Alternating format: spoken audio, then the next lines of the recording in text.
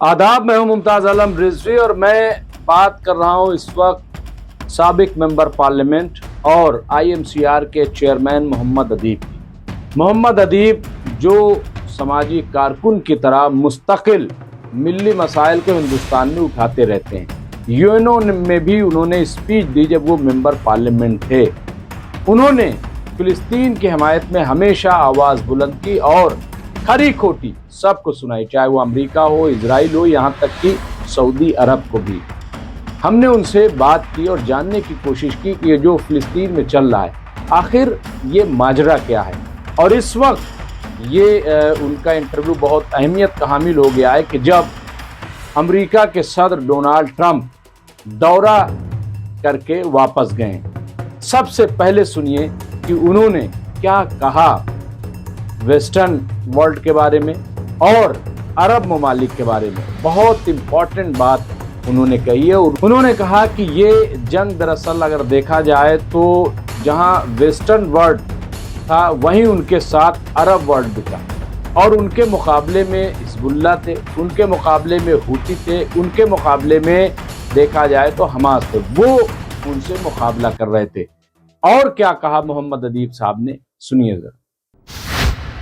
उन्होंने बड़ी खूबसूरती से जब देखा कि आप हिजबुल्लाह की मार इन बर्दाश्त नहीं कर पा रहे हैं और चीख पुकार शुरू हो गई, क्योंकि ये लेबनान में जो अटैक कर रहे थे वो वहाँ की आवाम पे कर रहे थे, और वहाँ की जो फौज थी हिजबुल्लाह की अपनी, उसका नुकसान इतना नहीं उठा पाए। लेकिन जब इन्होंने बेपनाह तौर पे सिविलियंस को मारना शुरू किया, हिजबुल्लाह ने मुश्किल से 3 दिन अटैक किया, 3 या 4 बार, बस रो पड़े सब। और ये हुआ कि आप समझौता कर लो, और समझौता हिजबुल्लाह की कंडीशन कर लिया। अब उनकी नज़र में था कि हमास को गिराना है। सबसे पहले तो उन्होंने कोशिश ये की कहीं ईरान हमारे सामने ना आ जाए। तो हर मुल्क जो था कि साहब बिल्कुल लोकलाइज होनी चाहिए और फैलनी नहीं चाहिए, और उसको रोकने के लिए अपने बेड़े लगा दिए ईरान के लिए तरफ। ईरान को जब इन्होंने एहसास हुआ और ईरान ने जब अपनी मिसाइल छोड़ी और अपने अटैक किया, तो वेस्टर्न वर्ल्ड हो गया फिक्र में कि इसकी कुव्वत क्या है, इसका अंदाज़ा किसी को नहीं था वर्ल्ड ओवर। उन्होंने फट से हिजबुल्लाह के साथ वादा कर लिया और फिर एक साजिश रची, सीरिया में कब्जा कर लिया। और फिर उसके बाद ये जो एग्रीमेंट किया, ये एग्रीमेंट इस मजबूरी में किया उन्होंने कि हम आज से तो जीत नहीं सकते हैं, तो हम फिलहाल एक एग्रीमेंट करते हैं, यानी हम लेबनान से भी वापसी ले लेंगे और हम सीज फायर करके अपने आदमियों को वापस कर देंगे। क्योंकि नेतन्याहू को प्रॉब्लम यह थी कि उनकी अपनी आवाम अब उनके पीछे पड़ गई थी। बिल्कुल कि 1.5 साल हो रहा है, तुम एक आदमी छोड़ा के ना ला पाए, और कितने लोगों को तुमने मरवा दिया, पिटवा दिया। बिल्कुल। तो ये एक अकेली फिर यहूदियों की साजिश थी जिसके साथ अमेरिका मिला हुआ था। अब उन्होंने उस सारे एग्रीमेंट को करने के बाद अपनी पोजीशन को ठीक किया, और यहाँ तक कि वायलेशन उसी दिन से शुरू कर दिया। यानी जो 60 दिन में उनको हटना था, उनका था हम नहीं जा रहे हैं। और जो इनके जो गारंटर थे, एक फ्रांस और एक अमेरिका। फ्रांस अभी तो चुप है, अमेरिका ने खुल्लम खुल्ला कह दिया कि साहब उनको अभी वक्त दिया जाए, यानी आप बैठे रहिए वहां पर। और यहाँ भी आप देखिए वेस्ट बैंक में बाकायदा हमले शुरू कर दिए, काफी लोगों को मार दिए। और रोल देखिए सऊदी अरेबिया का, जी जी, कि एक गिलास पानी तक नहीं भेजा उन मजलूमों को जो भूख से और प्यास से मर रहे थे। जी। और ट्रम्प के आते ही कहा $6 मिलियन हम आपको देंगे, दे रहे हैं। और वहां इतनी बड़ी रकम लगाने को तैयार हो गए, क्योंकि ये सब इनके अरब ममालिक का मसला ये है, उनको ये मालूम है कि अगर हमास और लेबनान मजबूत हो गया, हिजबुल्लाह और हमास, तो इनकी सबकी सल्तनतें छिन जाएंगी जो काबिज हैं पूरे अरब वर्ल्ड पर। ये सबसे बड़े दुश्मन है। आप ये मत समझिए कि सिर्फ इसराइल ही दुश्मन है, ये अरब ममालिक उससे बड़े दुश्मन हैं इनके। मोहम्मद अदीब ने अपना दर्द बयान करते हुए कहा कि ये जो अरब हैं ये एक गिलास पानी तक गाजा के लोगों को नहीं दे सके, इनकी मजबूरी समझिए। और ये पैसे देने की बात कर रहे हैं, बड़ा बड़ा बिजनेस की बात कर रहे हैं, आखिर क्यों? इस पर भी मोहम्मद अदीब साहब ने जो बातें कही हैं वो दिल को छू जाने वाली बात है। सुनिए जरा मोहम्मद अदीब साहब ने क्या कहा। तो ये जो ओआईसी है, फिर अदीब भाई ओआईसी का क्या मकसद है, क्या मतलब है इसका? तो ये सब एक फ्रॉड है। ये सब के सब ताजिर हैं, तिजारत करते हैं, इसराइल के साथ इनके मुआहदे हैं। और अब इस वक्त आप देखिए कि किस कदर तेजी से सऊदी अरेबिया इसराइल वहाँ सीरिया भी पहुंच गया। और सबसे पहला फोन ट्रम्प साहब ने सऊदीया गवर्नमेंट को कर दिया। ये सब मिलके इस पूरी खित्ते पे कब्जा करना नहीं तो क्या फिर ये माना जाए जो ट्रम्प साहब फरमा रहे हैं। जी जी, कल उनका बयान है कि साहब हमास जो इनकी ख्वाहिश है कि जो हम पूरा कब्जा करें, यरूशलेम पे भी कब्जा करें, यरूशलेम पे तो कब्जा जब तक नहीं कर सकते जब तक कि हमास और हिब्जुल्लाह है। ये दो ही उधर होती भी है। हाँ, नहीं होती तो बेचारा दूर बैठा हुआ है। हाँ, दूर बैठा हुआ है, लेकिन ये वो लोग हैं जो उसकी हिफाजत कर रहे हैं। अब उन्होंने ये साजिश की कि साहब यहाँ से जितने भी गाजा के लोग हैं इनको सबको सब मुंतशिर किया जाए, जॉर्डन और मिस्र में भेज दिया जाए। उनको कुछ रकम और रोटी दे देंगे इन बादशाहों को, और ये लोग इसके लिए तैयार हो। नहीं तो क्या लग रहा है लोग जाएंगे वहां के फिलिस्तीनी? मुझे तो नहीं लग रहा है। नहीं, अभी तक जो इन्होंने एग्रीमेंट किया था उसमें कई चीजें थी। एक बड़ी खबर ये वेस्टर्न वर्ल्ड में छप रही थी कि साहब अब हमास पे ये जो हमास है वो गाजा में अब है ही नहीं, तो अब जो है वो अब्दुल्ला अब्बास की जो जमात है फिलिस्तीनियों की वो रहेगी। लेकिन जैसे ही सीज फायर हुआ और जब ये अंदाजा हुआ कि भाई कुछ यहाँ छोड़े जाएंगे, कुछ लाए जाएंगे, तो पूरी दुनिया ने देखा कि आज भी गाजा में हमास का ही कब्जा है। बिल्कुल, और वो तो परेड कर रहे हैं। वो जब सामने आ गए तो इनको लगा अरे ये तो कुछ खत्म हुआ ही नहीं, तो सब वैसे की वैसे। जंग के दौरान 15,000 भर्ती की है और नहीं जी। तो अब जो इनका ये ख्वाब था कि वो अपना एक पिट्ठू अब्बास जो बना बैठा हुआ है वहाँ यासिर अराफात की उस एरिया में, कि उसके हाथ में आ जाएगा, यानी हम के पास आ जाएगी। अब जब उन्हें पता लगा कि नहीं ये तो खत्म हुए नहीं, तो उसी कुव्वत के साथ मुजाहरा कर रहे हैं, तब उन्होंने कहा कि भाई अब इनको सबको निकालो यहाँ से। और वो जो एग्रीमेंट किया था 24 घंटे में उससे पलट।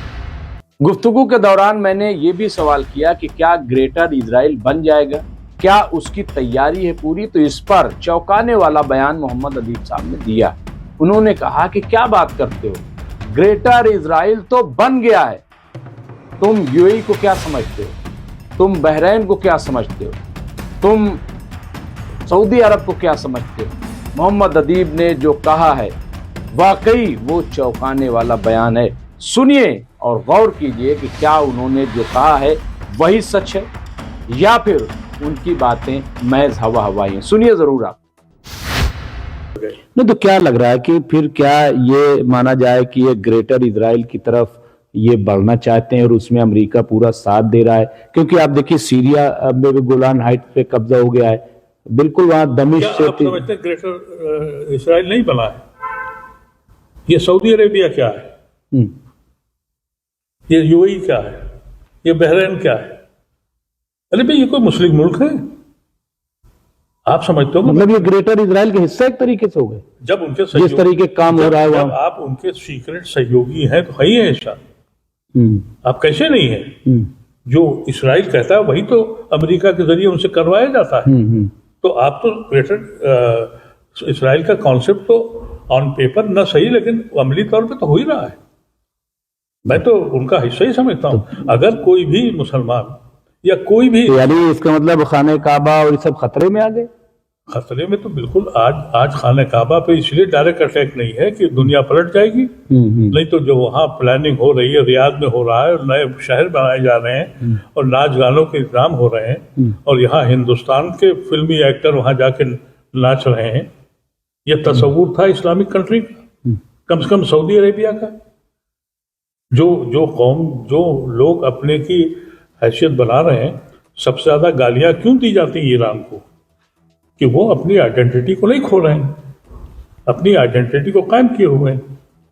मैं तो बिल्कुल वाज़ेह तौर पर समझता हूँ ये हमास या हिजबुल्लाह, ये लड़ाई पूरी दुनिया से लड़ रहे हैं और ये उनकी शुजाअत और बहादुरी है। तो क्या लग रहा है अदीब साहब कि हुक्मरान भले ही हो, लेकिन क्या आपको कहीं इंकलाब भी दिख रहा है? क्योंकि जॉर्डन में भी बहुत बड़े पैमाने पर प्रोटेस्ट हो रहा है, मिस्र में भी हो रहा है, टर्की, और क्या सऊदी और यहाँ भी अब शुरू हो जाएगा? फिर लोग तो नाराज हैं, जो खबरें आ रही हैं, पूरी अवाम नाराज है। पूरी दुनिया में जिसके सीने में दर्द है और जो इंसानियत पे यकीन करता है, वो चीख पुकार कर रहा है, वो आंसू रो रहा है। लेकिन ये वो लोग हैं जिसलिए मैं कहता हूं कि इसराइल का ग्रेटर कॉन्सेप्ट जो है इसराइल का, वो जमीनी तौर पर अगर नहीं है तो अमली तौर पर ये सब उनके सहयोगी हैं।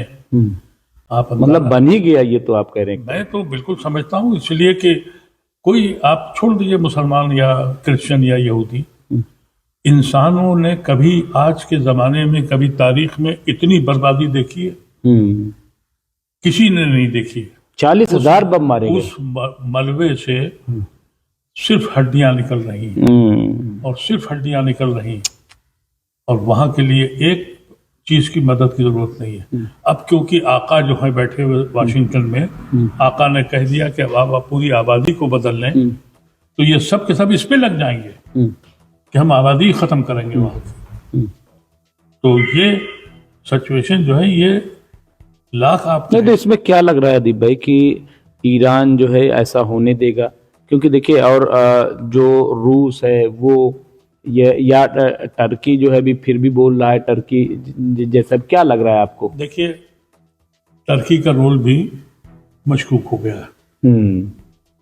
ऐसा लगता था कि टर्की के अर्दगान साहब बहुत ऊंचे के बोल रहे थे और उनकी आवाम अब उनके खिलाफ खड़ी है।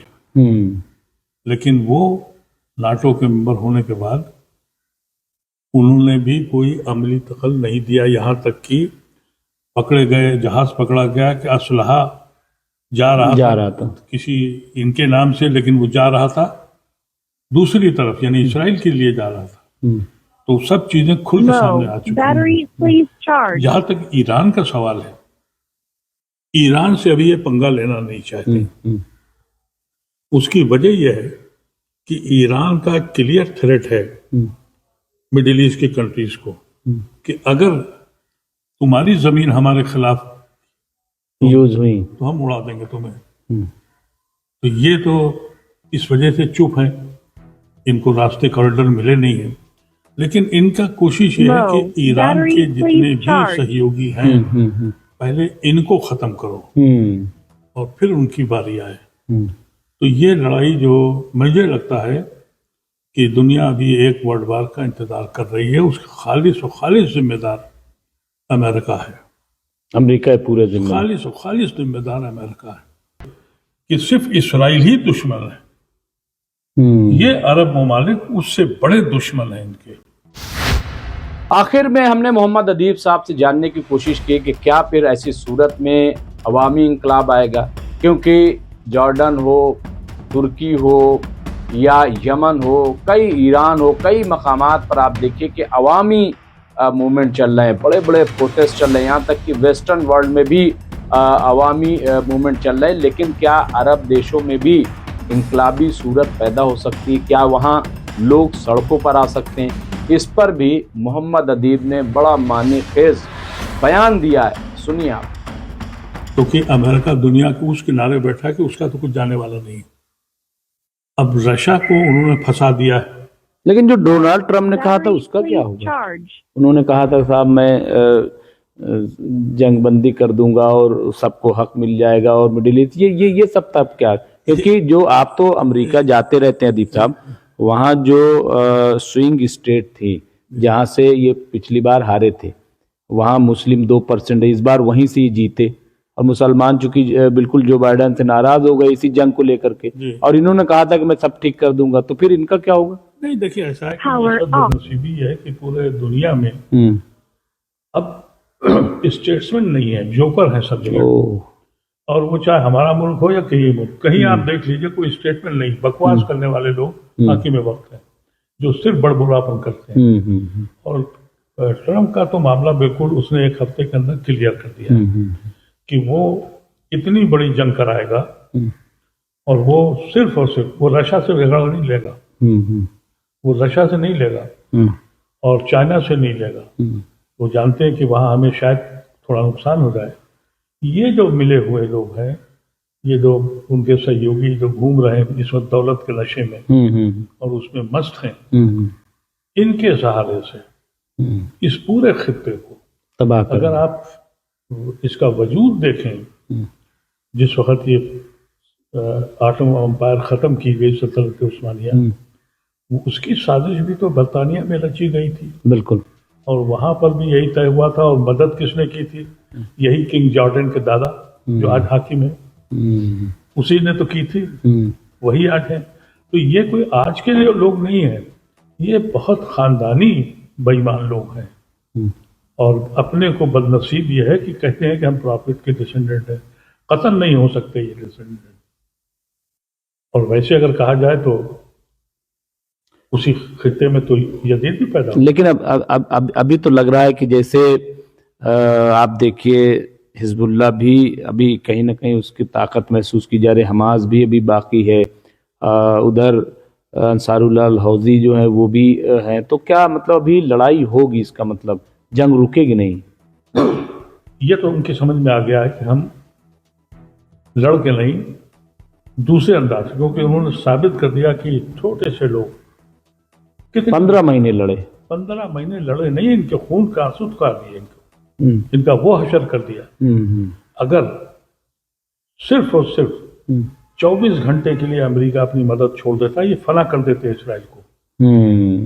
इसके पीछे बस अमेरिका है, सिर्फ अमेरिका लड़ रहा था, उसकी फौज लड़ रही है, उसके असलाह लड़ रहे हैं। अब इनके पास ये तो तबाह हो जाते। लेकिन वो 24 घंटे का 24 सेकंड के लिए उन्होंने इसराइल को नहीं छोड़ा। और उनको ये अंदाजा हो गया था कि ये खत्म हो जाएंगे। लेकिन अब वो दूसरे तरीके से इस्तेमाल करेंगे।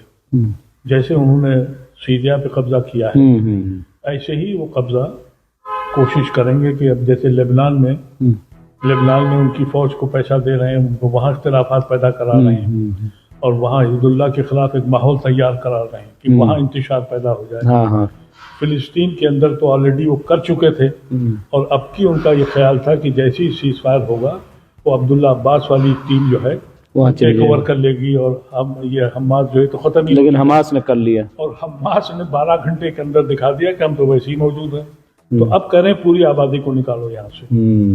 यानी शैतानों के शैतान है ये। और जहां तक ये ट्रम्प का मसला है, ये तो एक जोकर है जिसके बारे में दुनिया, ये बदनसीबी है इस मुल्क की। आप पूरी दुनिया की लीडरशिप को उठा के देख लीजिए, कहीं आपको कोई स्टेट्समैन दिखता है किसी मुल्क में? आप अपने मुल्क को न कहिए, पूरी दुनिया को देख लीजिए। एक स्टेट्समैन की जो पहचान होती थी, एक वक्त था कि कभी नासिर थे, कहीं यहाँ जवाहरलाल नेहरू थे, वहाँ अमेरिका में कैनेडी थे, बहुत से ऐसे लोग थे जिनके बारे में आप कुछ कह सकते थे कि हाँ भाई वर्ल्ड में एक लीडरशिप मौजूद है। लेकिन अब कुछ नहीं, अब कोई लीडरशिप है नहीं। एक और जो प्रॉब्लम ये हो गई है कि राइटिस्ट फोर्सेस ने सब जगह कब्जा कर लिया है। तो हालात और संगीन हो गए, कहने को बहुत हालात संगीन है। लेकिन ये कहना कि उस खित्ते में अभी कोई सुकून मिलेगा तो मुझे तो यकीन नहीं है। इसकी वजह यह है कि ये अपनी वो जो इनकी नीयत थी वो तो फुलफिल हो नहीं पाई इसराइल की। ये हिजबुल्लाह हो या हमास के जो लड़ाके हैं, ये अपनी शहादत ढूंढने के लिए निकले हैं। इनसे कैसे आप लड़ेंगे? तो ये कहा जाए कि अब जगह फतेह हासिल कर लेंगे, हकीकत यह है कि लड़के तो ये जीत नहीं पाए। अब इन्होंने जो अपनी एक साजिश रची और उस साजिश के तहत सऊदी अरेबिया हो, अमेरिका हो, वेस्टर्न वर्ल्ड हो, उनको मिलाकर एक नई साजिश रची कि भाई पीस के बहाने कब्जा किया जाए।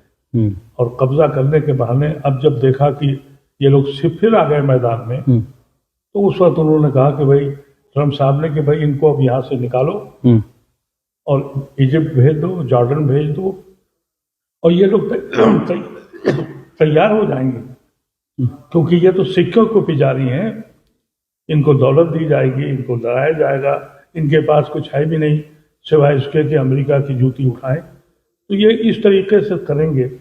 लेकिन इस खित्ते में अभी आसानी से मैं नहीं समझता कि सुकून होगा, और सुकून इसलिए नहीं होगा कि इस्राइल का मकसद पूरा नहीं होगा और ये लड़ाई चल। तो नाज़रीन, ये थे मोहम्मद अदीब साहब जो IMCR के चेयरमैन थे और साबिक मेंबर पार्लियामेंट, समाजी कारकुन की तरह काम करते हैं। उनसे हमने बात की। बाकी खबरों के लिए देखते रहे MMC न्यूज़ इंडिया। शुक्रिया।